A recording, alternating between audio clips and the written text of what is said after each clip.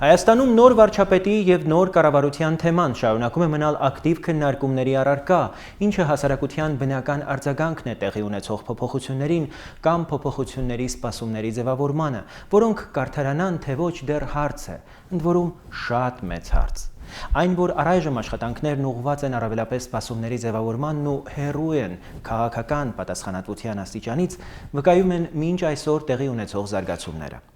Առայժմ բացառապես քայլեր և խոսքեր են, որոնք միտված են քարոզչական մթնոլորտին, սակայն չեն ենթադրում անձնական պատասխանատվություն։ Օրինակ, երբ վարչապետ Կարեն Կարապետյանը կառավարության նիստերում ցուցադրական նկատողություններ է անում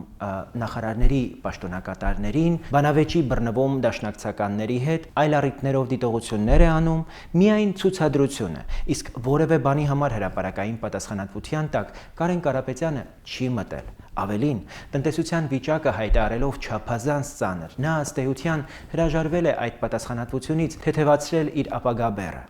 Ինչ խոսք, պատասխանատվության տակ մտնելը չի նշանակում խոստումներ տալ։ Խոստումները հասարակությանն առանց նրա էլ շատ են շռայլել։ Առավել ևս, որ խոստումների կատարումը իհարկե միայն վարչապետ Կարեն Կարապետյանից չի կախված։ Տվյալ պարագայում խոստումներից ավելի կարևոր են տեսլականները, ընդ որում ոչ միայն մենեջերատեխնոկրատական մակարդակում, այլև հասարակական, քաղաքական մեծ եւ ընդգրկուն պատասխանատվության, ինչպիսին ենթադրում է այն պաշտոնը, որ զբաղեցնում է Կարապետյանը եւ առավել ևս, որ պլանավորում է զբաղեցնել 2017-ի ընտրություններից հետո էլ։ Օրինակ, առ այսօր հայտնի չէ, թե ինչ է մտածում Կարեն Կարապետյանն անվտանգության խնդիրների վերաբերյալ, ինչ է մտածում նա Ղարաբաղյան խնդրի վերաբերյալ, ինչ պատկերացումներ ունի հայ-ռուսական հարաբերությունների մասին, ինչպես է տեսնում Հայաստան-Եվրամիություն, Հայաստան-ՆԱՏՕ հարաբերությունները, Հայաստան-Իրան հարաբերությունները վերջապես, իսկ ինչպես է տեսնում ներքին քաղաքականությունը, ներքին զարգացումների տրամաբանությունը, դատաիրավական համակարգը վերջապես, որ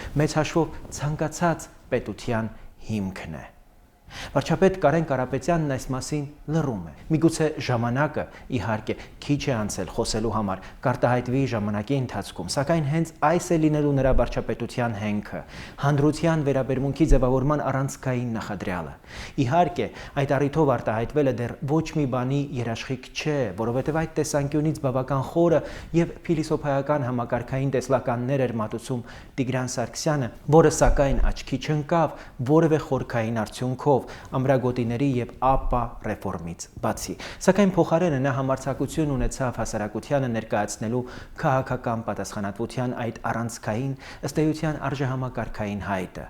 Կարեն Կարապետյանն առայժմ չի արել այդ հիմնարար քայլը, այսինքն չի ներկայացրել քաղաքական պատասխանատվության հայտը, ըստ այդմ չի արել այն առանցքային համարձակ քայլը, որը իրականում պետք է ցույց տա, թե ընդունակ է նա մյուս համարձակություններին, առանց որի Հայաստանում հնարավոր չէ իրավիճակ փոխել, այլ հնարավոր է միայն հերթական անգամ մոլորեցնել հասարակությանը, այն էլ արդեն շատ կարճ ժամանակով։ Կառավարության նիստում նախարարներն են եղել, վարչապետը դիմել է նախարարներին, լիներ հանրությունը, հանրությանը կդիմեր, հայտարարել է Հանրապետական կուսակցության խմբակցության ղեկավար Վահրամ Բաղդասարյանը, մեկնաբանելով պրիմիտիվ գողությունը դադարեցնելու վերաբերյալ վարչապետ Կարեն Կարապետյանի հայտարարությունը, որ հնչել էր կառավարության նախորդ նիստում։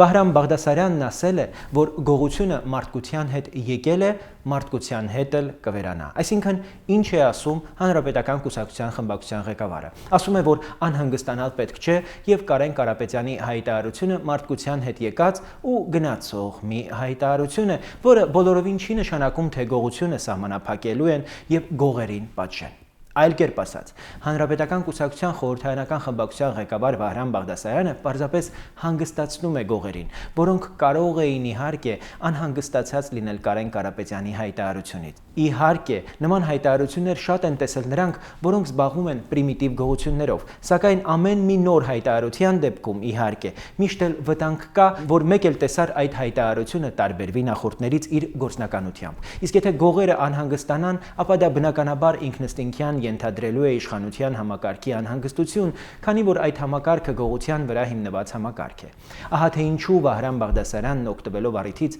հանգստացնում է գողերին, բոլորին, ակնարկելով, որ Կարեն Կարապետյանի հայտարարությունը ոչնչով չի տարբերվելու նախորդներից, եւ բոլորը կարող են հանգիստ շարունակել գողությունը։ Բնականաբար Կարեն Կարապետյանն ինքը չէր կարող մի կողմից անհանգստացնել, մյուս կողմից հանգստացնել գողերին, ասելով, որ ժանրի կանոններն են պահանջում անել նման հայտարարություններ նոր նշանակված լինելու պարագայում հասարակության վրա ազդեցություն թողելու համար։ Այդ պատճառով էլ հանրապետական կուսակցությունում հստակ բաշխված են դերերը եւ Կարեն Կարապետյանն անհանգստացնում, իսկ հանրապետական խմբակցության ղեկավարն էլ հանգստացնում է բոլորին, հասկացնելով, որ իրականում գողությունների դեմ ոչ մի լուրջ պայքար էլ չի կարող լինել։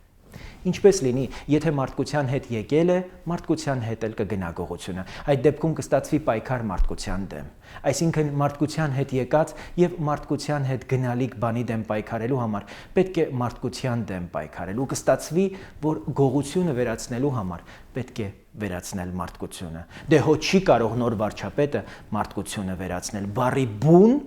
եւ պատկերավոր իմաստներով։